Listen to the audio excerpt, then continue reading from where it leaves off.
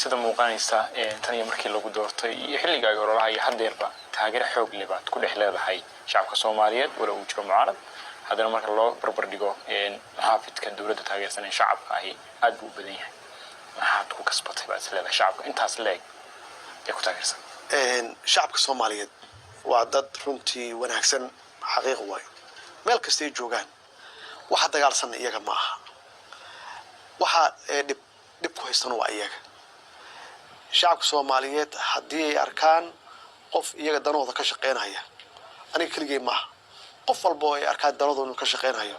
khasab way raaci marka anagu waaba sheegnay waxaan dawladdan dadka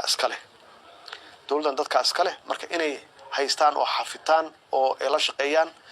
yaa waxaan ku gaari karnaa mustaqbal wanaagsan iyo horumar marka aniga ma aha waa shacabka dad wanaagsan ah marna waa la khaldaa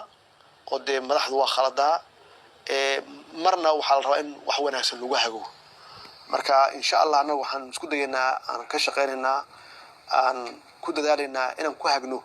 wax wanaagsan anagoo ka cibra qaadanayna khibradihiina soo maray muddadii burburka iyo intii dawladdu ay jirtay oo laakiin dawlad liidatay ay ahayd oo awood lahayn anagoo ka faa'iideysanayna marxaladaas soo maray anagoo ka faa'iideysanayna iyo duruufahaas soo maray inaan dadka ku hogaamino ama aan u iftiimino wax wanaagsan hadii loo tilmaamo dadka Soomaaliyeed wax wanaagsan iyaga kaaga hormaraya waa dad madax furan